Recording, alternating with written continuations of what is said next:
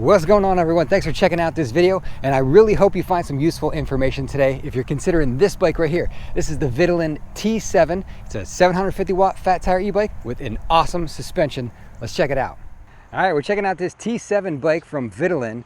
Really sharp looking bike. You got the double crown forks on it, kind of motorcycle style, big huge headlight on it. That's a killer paint job. I love the black and yellow. Those colors really pop together.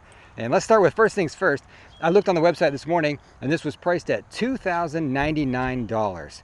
And it comes in a couple different colors. I've got the yellow here. It comes in black and also a chameleon color, which kind of changes color in the light. Really cool, but I wanted black and yellow. And they said, what color you want? I absolutely wanted black and yellow. This color really pops. The setup on this bike is pretty straightforward. I mean, it arrived in pristine condition. The box was in perfect shape. It was packaged really well. Bike sustained no damage in delivery, so that was excellent. And they give you everything you need in the box to assemble this bike, including a manual on how to set up this rear shock. It shows you what PSI to put air in there and how to adjust all the adjustments on it and get it dialed in for your ride quality that you're looking for. But everything you need is in the box. Straightforward setup. You just gotta put on fenders and headlight, put on the handlebars, put on the front wheel, and spin on the pedals, and you're pretty much done. It shouldn't take you more than an hour really to get this thing ready to go, ready to ride. Now the version I got came with the fenders, but no rear rack. And I do have the mounting spots there for the rear rack if I want to go buy that aftermarket. But when I looked at the website this morning, they were giving you 3 free gifts if you ordered. It was $2,099 and you got fenders, rack, and a helmet. I got the fenders and the helmet. I didn't get the rear rack. But it looks like they got a pretty nice special running right now. So let me tell you a little bit more about this bike. I'm gonna just try to download my brain to you here. Everything I can think of about the bike. We'll walk through a little bit and then I'll show you the performance footage I took so you can get a feel for how this bike rides. First thing is, it's a 26x4 fat tire bike, and they're CST tires. You know, these are pretty standard tires coming on a lot of e-bikes. I don't have any issues with those. They work well. It is not a quick release front wheel. It's bolted on axle, so you can't quick release the front wheel. I'm not sure that people really do that on these fat tire bikes, but if that's of concern to you, it doesn't have a quick release. It has hydraulic brakes. They're Tektro brakes, excellent. They worked excellent. No complaints about the brakes at all. Got fenders. I like the fenders because they're a little shorter. I'm a short fender fan. Some people want the longer ones because they protect from more splash. I don't really care about the splash hitting right here so much. I just want the splash out of my face. That's what these fenders accomplish. I think they look sportier looking when they're shorter. And I really also like this racing stripe kind of two-tone they've got going on the fenders. That makes it a little bit flashier to me. So I'm digging the fenders. You get them both front and rear. The rear run, again, is, I'd say, slightly shorter than some other plastic fenders I've seen. It's got the racing stripe on it as well, but I'm happy with the fender. Kept the splash off of me. I did ride it in the rain a little bit. I didn't notice any splash coming up on me, so good fenders. It's got a cool looking Mozo fork on it. Mozo's a good brand of fork. And this one's got a dial on the top here that does have, you know, multiple adjustments. You can hear it clicking, so you can kind of add different, I guess, spring rate to the fork to make it harder or softer to compress. It's got the double crown feature where you got this piece here and this piece here, so they come up real tall. I like the look. It gives it like this motorcycle-ish style look, especially when you got this motorcycle looking headlight on it. Even the way it attaches, it clamps onto the bars here, onto the forks. And a big, huge headlight. I can put up a nighttime shot so you can see how bright this thing is. But nice, big, cool looking bright headlight, kind of a motorcycle front end almost. I like the fork setup on it. It does limit your turning radius slightly because your forks are gonna run into the frame right there. If you try to really lock out the steering, that's why it's got these rubber pieces here to protect your frame. But you really only notice that when you're maneuvering the bike in a small space. I didn't notice it at all out riding. It didn't really hinder my riding of the bike. The wire management up at the front here is pretty clean. They've got it wrapped pretty nice. I mean, e-bikes just have a lot of wires. There's no way around it. They did a pretty good job of keeping these all tied together nicely. And as far as your controls, we've got locking grips. Excellent. I hate the grips that spin on your hand, and these don't spin. They're locked on each end with that ring there. You got a twist throttle, your hydraulic brakes, and an 8-speed Shimano shifter. Trigger shifters. I like the trigger shifters. Companies will often not do that with a twist throttle because they say, oh, the throttle gets in the way. But here you go, companies. This is a throttle that works with these trigger shifters. No issue there at all, working both simultaneously. So I am a twist throttle guy, I appreciate that. 8 speeds, the gearing's excellent on this bike. Over on this side is your button cluster for all your display settings. I'm gonna turn it on for you. It is a really nice looking display. I'm not sure how well you'll see it in the sunlight here. It's kind of cloudy today, so maybe we can see. One of the better looking displays, honestly. It's really nice. It's got this like tachometer type thing that shows your speed, your battery life, odometer, pedal assist, gives you everything you need, even ambient temperature, 71 out here today. But good looking display, very easy to program the display. I can throw up some screenshots of how you get into the settings in there. And it's not like a lot of bikes where you got to go in and set P1 and P2 and P12. This is all in plain English. When you want to change the speed limit, you go to the speed setting. It's very easy to read, very easy to program. And the password to get in, I believe, is 1801 if you want to get into the advanced settings and set a few other things. But you can change, of course, kilometers, miles, screen brightness, all that. Very easy to program. So great job, Vitilan, on the display. I like that a lot. And the last thing up here on the controls is your horn. I'm going to hit this horn, and I'm probably going to wake up everyone. That's why I'm in this big field. No one's here. I can do this all in peace. But this horn is ridiculous. Here you go. That hurt my ears. It is so loud. It's so loud. Wow. I mean, if you're riding in traffic, great horn. Every car is going to hear that. If you're on the bike trail, that's a little bit of overkill. All right, next feature. Let's see. We talked about the headlight a little bit. It does have a really awesome headlight, but it does not have a taillight or brake light. It did come with like a reflector to hang on the back of the seat. I'm sorry I didn't put it on, but there's no taillight or brake light wired into this. I did notice if you bought the rear rack, I think it came with a taillight. So maybe there is a pigtail somewhere here to plug in a taillight, but the bike I've got here does not have a taillight. Hopefully they'll add that in the future, or like I said, you might be able to just buy the rear rack, find that pigtail, boom, you got a taillight. I'll let you know if I find it. For your battery pack, 48 volt battery pack that is hidden inside the frame. Really sleek look. You don't even see it there. With the two-tone black and yellow, that battery is like invisible. You don't even see it in there. 48 volt, 20 amp hour battery pack. That is a good size battery pack. I did do a range test on it. You'll see that in the performance footage. And it carried me using some heavy throttle and about pedal assist 3, about 35 miles before it was kind of tapped out. That's pretty good range out of a bike, especially for someone like me who rides maybe 20 miles at the most on my typical rides. All right, now let me give you some quick dimensions. The weight of the bike, 86 pounds on my scale, 86 pounds. So not the heaviest one I've ever had, certainly not the lightest either. That's a pretty decent weight. So keep that in mind if you're going to be buying a bike that you need to lift onto your bike rack or up a flight of stairs or wherever it is. 86 pounds on this one. Weight capacity, I think it said, was 330, so it holds a good heavy rider. Minimum seat height, 32.25 inches from the ground to the top of the seat. The maximum seat height, I had at 37.5, which doesn't go as high as a lot of others, and the seat post is really short. If you got a longer seat post, you could increase that maximum seat height. So something to think about there. Not hard to change at all. You can just go out and buy another post for 10 bucks and you're on your way if you're a really tall rider. All right, now let's talk about suspension. Standout feature, hands down, standout feature of this bike. Awesome. Love the suspension. 4-link suspension, however you want to refer to it. You got pivot points everywhere here. So right here and here and here and here and down there. It really, really soaks up bumps. I've had this type of suspension on multiple bikes and I love it every time I ride it. It's so comfy. You don't need a suspension seat post. You don't need a spring-loaded seat.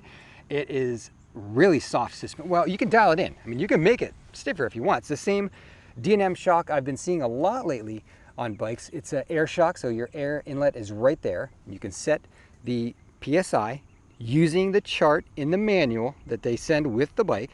I think I put 130 pounds in it. For my weight, I weigh 180 on a fat day. That seemed to be where I liked it. So you set that initially, and then you've got this adjustment lever right here, this blue lever, all the way to the left like that is in its softest position. You put it down, it gets a little bit stiffer, and you flip it once more and it gets even stiffer. So you got 3 levels of adjustment at the flip of a switch. I'm loving this shock. I want to They should put this shock on every single full suspension bike.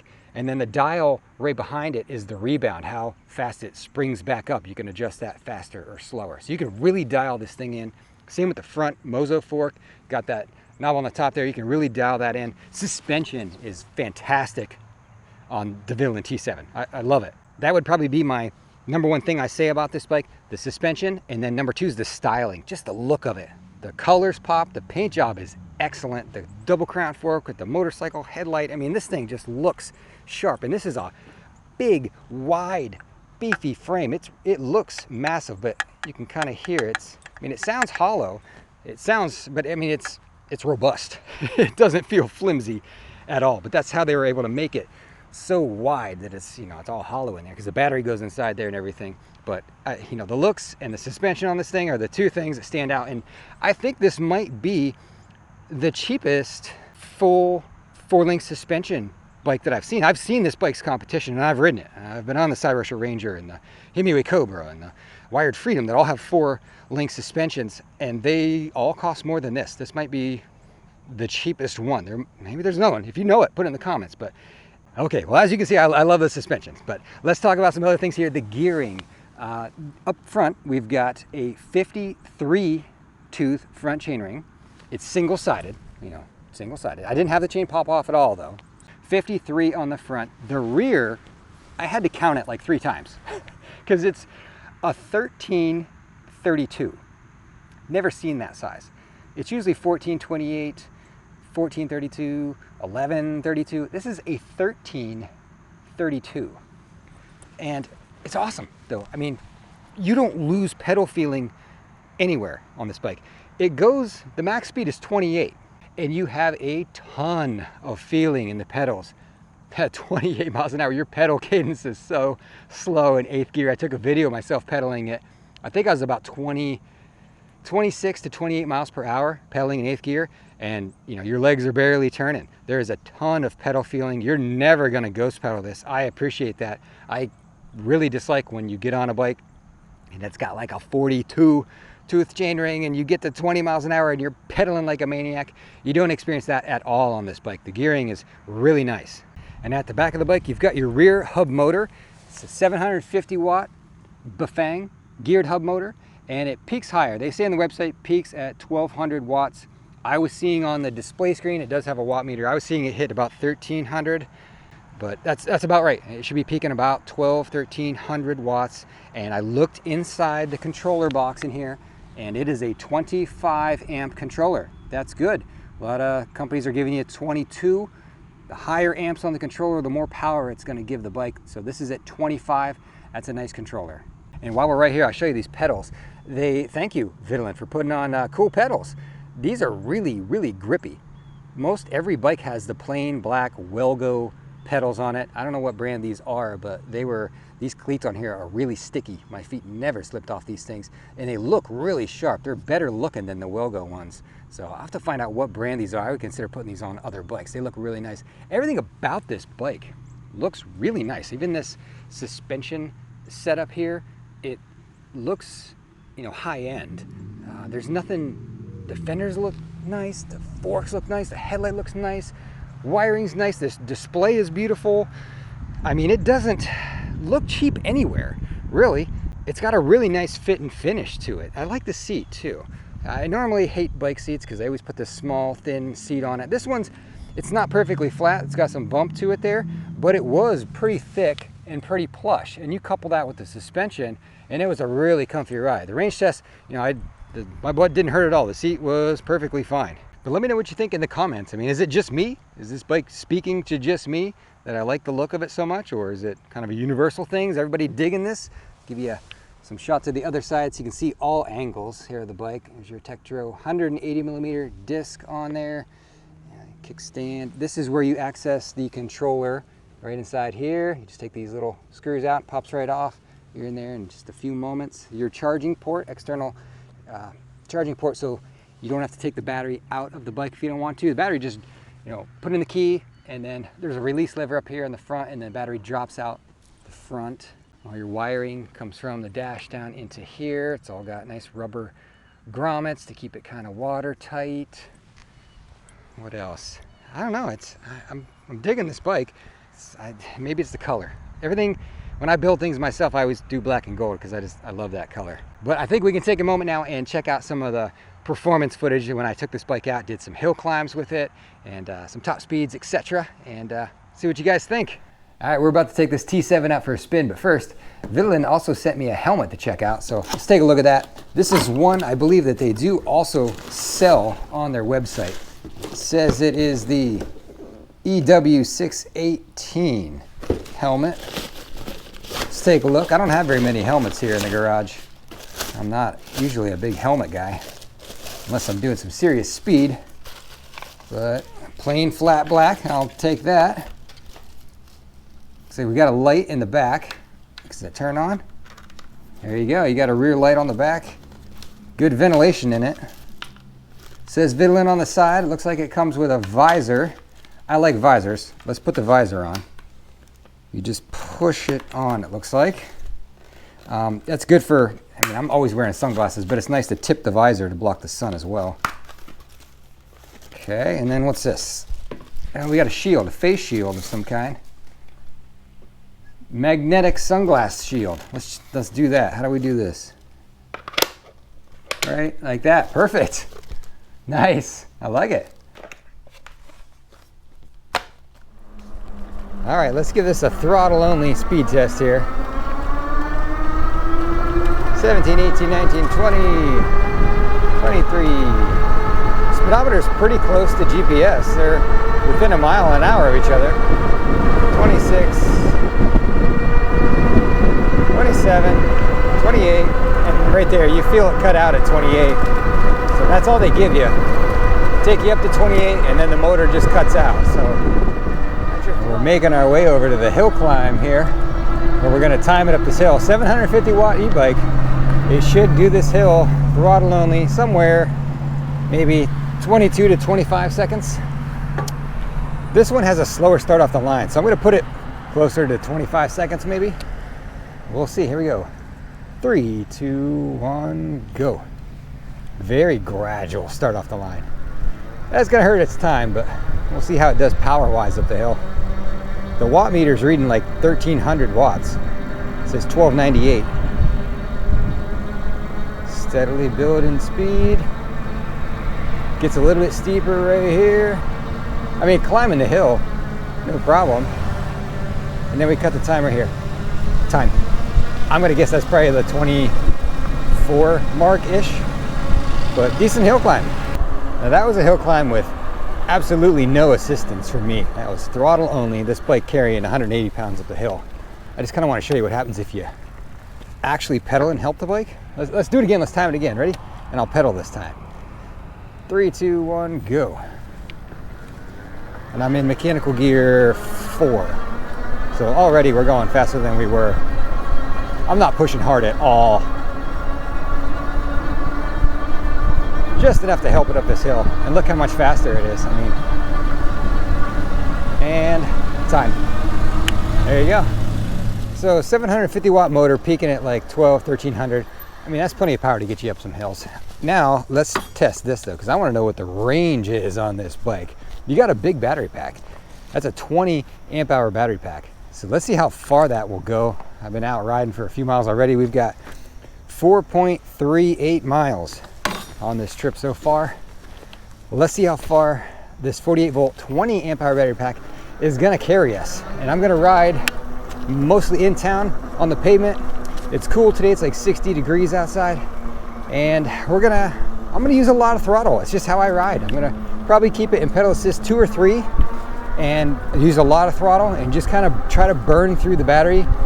Not as fast as I possibly can, but pretty quick. All right, I've decided that I like pedal assist 3 and mechanical gear 7. That's been allowing me to just lay down some miles here at 20 miles an hour, pretty effortless. And then the throttle's not tied to pedal assist, so if you ever need a boost, you just hit the throttle, and then it'll take you back up to 28. But pedal assist 3, I'm liking that. It's been a smooth ride so far. I mean, it's kind of, I mean, it's locked, so you can just let go of the handlebars and you're locked in a straight line. You can't do this with every bike. I mean, even me pedaling and the motor engaged, it's still just straight ahead. So, very stable bike. Can even navigate these curves without holding on the handlebars. Smooth, quiet. The motor's pretty quiet as well. Pleased with that. It's been a nice comfy ride so far. We're gonna lay down as many miles as we can on this greenway. I'm at 12.4 miles so far. And the battery bar is really tiny, really hard to see up there. I wish they'd make that a little bit bigger. It's showing that I've got maybe a little over half battery left. I don't know. Those things are never like super duper accurate either, so I guess we'll see. I'll check back in when something happens here. We get closer to the end. All right, we stopped for a quick second to let you know that I'm 23.5 miles into this range test, and I've got almost no battery left according to the screen. We'll see. But there's just a little tiny speck of green left on the battery indicator. It's really small there in the top right corner. I'm guessing I'm like 3 or 4 miles from home, I think. So I'm gonna head that direction. We'll just finish it out, kind of looping around the neighborhoods. But I'm gonna say this is probably gonna go somewhere in the neighborhood of 30 miles at this point. That's my estimate. It really hasn't lost any power that I've noticed. Still seems to have about the same speed and power. So it hasn't dropped off any. And what I'm gonna do is just take this until there's no more usable power. When it's, you know, barely moving, not really assisting you at all, pedaling or anything, that's, I'm gonna call the end. So let's take it down to no more usable power. I'll let you know where we end up. 28.5 miles, still going. One little sliver of green left. Still cruises 20 miles an hour. Let's see how much throttle we got. Still showing 1,000 watts, so that's fallen off a little bit on peak power, but there's 28 miles an hour right there. All right, we have reached the end. We're pretty much out of usable power at this point. I went 34.6 miles, and it was kind of a slow, gradual slowdown. You know, it was giving me 1,000 watts, then 800, then 700, 600, and now I'm down to, when I hit the throttle, I got about 300 watts. It'll still move me along, but it won't really climb hills, and it's not really a usable, rideable power. So not bad for this bike. 34.5 miles. I wasn't far off with my guess. And that's pedaling and pedal assist 3 for most of the time. And then at the end, I was just using straight throttle. So I do my best to relay to you things I notice while I'm riding. For this bike, let's just run through some things. So the throttle, it is not tied to your pedal assist number. You always have full throttle no matter when you hit it. Doesn't matter if you're in pedal assist 1 or 5, you always have full throttle. I like that setup. The throttle is very tame. It's not jerky or twitchy at all. It doesn't have a big jump off the line. It's a very gradual increase into the power. I'll show you from a takeoff here. It's very, very gradual into the power. It has a cadence sensor, not a torque sensor. So you get the power from pedal assist once, you know, the magnets cross each other, and I mean, it works just fine. I don't have any issue with that. Cadence sensor works great. All right, what else? I solved the battery bar issue.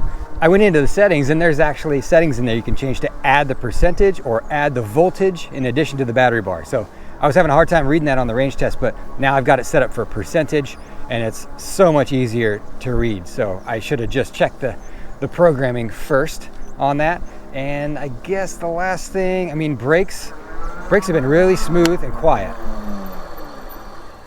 No pulsing, no grinding, no squealing. Awesome. Tektro brakes, good brakes. So brakes are good. And the helmet. Let me give you a report on the helmet. I actually wore this helmet the whole time I was riding this bike. It flows a lot of air. It's a great summer helmet, I'll say. If in the winter, it would probably make your head pretty cold because this thing really flows some serious air. It does have a lot of airflow. I like the little click-on sun visor thing. You get really good coverage over your whole face with that. It's not super duper dark, but you could still wear your sunglasses underneath of it if you wanted to. And it's cool that it pops off and on with magnets like that. But comfortable helmet, flows a lot of air. In the winter, you would have to wear something underneath it, I think, to keep your head warm. Well, I hope that ride footage gave you a little bit better feel for what it's like being out on the T7. And I was just gonna kind of wrap things up here with maybe some positives and negatives or likes, dislikes. I mean, there's a lot of positives on this Vitilan T7. The looks and the fit and finish, I mean, I've said that over and over, but They use some great parts on it. I mean, they use a Bafang motor, they use a Mozo front fork, they have a really nice D&M adjustable air shock, they've got Samsung cells in the battery and Shimano shifter. They use all good branded parts on it, and it looks really sharp. The suspension, again, I've said this over and over in the video, amazing suspension, fully adjustable, big battery pack, 20 amp hour battery pack, really good range out of it. Excellent gearing, love the choice there with the 53 tooth on the front chain ring, never ghost pedal it, never run out of the pedal feeling in your feet. And this would be, you know, kind of a perfectly legal electric assist bicycle. It's a 750 watt bike, which is kind of the standard regulation, and you can program it as class 1 or class 2. Now, I ride a lot of super powerful bikes that are going close to 40 miles an hour, and they don't fall into any category. They really should be off-road use only. But this one, you know, I don't think you'd really run into any issues out riding this bike around. You kind of fit within those class ratings. It's easy to program. I love how the display is set up. I'm gonna say short rider approved. I had my 5'4" wife try the bike. She was able to get on it, no problem. The seat, again, goes down to almost 32 inches, which is about where she likes to have it. She's not able to ride all of the 26x4 fat tire bikes. So for her to get on there and feel comfortable, you know, that's a good sign as a shorter rider. So I'm gonna say somewhat shorter rider approved. Again, she's 5'4" and she was able to take this around the block, no issue. I like the really powerful acceleration off the line. This is a tamer throttle. I think most people probably prefer the gradual throttle, so you've got that with this bike. I just love the pull, the power of a hard hit off the line. That's not the T7. It's really, it's easy to ride. It's very easy to ride. I wouldn't hesitate to put anyone on this bike. They would be able to handle it. It's on the heavier side. It's 86 pounds. Not a light bike, consider that. Not the heaviest one I've ever had, but that's a decent amount of weight. For tall people, you're gonna have to buy a larger or longer seat post. And I see why they made their seat post short. I mean, it has to do with where the suspension comes through this seat tube. You know, they can only have it come down so far, and then you get the suspension come through. So I see why it's short, but if you're, you know, 6'4" and you want to ride this bike, you're gonna have to go out and purchase a longer seat post, so you've got more sticking out the top here. I would probably change out this little piece on the handlebars right here. This is pretty common. This is on almost every e-bike I get. These things that have the handlebars stick out a little bit, it kind of stretches out your ride position. So, I mean, that's a personal preference thing for me. I take these off every time I get them. I have a whole box of those things in my garage where I remove them off of every bike and I put a shorter one in because I want the handlebars to come back towards me a little bit. I like to be upright when I ride. Cargo on this bike, if you get the rear rack, you'll be fine with cargo. You'll have plenty of room there. But on the front, you can't do anything on the front. There's no mounting basket option for the front. You know, your forks would be in the way. They'd be hitting anything. So there's no front rack option. And then you've got the little quirk of the turning radius. You know, you really only notice that when you're trying to maneuver the bike in your garage or make a really, really tight turn on a trail. Otherwise, I didn't notice it once out riding the bike around. Just kind of one of those odd quirks. All right, folks, well, hopefully I was able to give you a little bit better feeling of what the riding experience is like on this Vitilan bike. Maybe help you to decide if it's the one you're looking for or not. If you've got a question, drop in the comments. I'll do my best to answer it. If I can, I'm happy to come out, take a measurement on the bike or answer some question for you if I can help you out in your decision. I know it's tough right now. There's so many e-bike choices out there, but I encourage you to do your research. Select the bike that fits your needs. Really think about what you're going to use it for. If you decide the T7 is for you, use my link below. That'll help me keep making videos for all of you. And hope you enjoyed the video today, found it helpful. Check out the Vitilan website and come back for more if you can. Hit subscribe. Would really appreciate that. And I'll talk to y'all later. Thanks. Okay, do the mount and dismount thing whenever you're ready.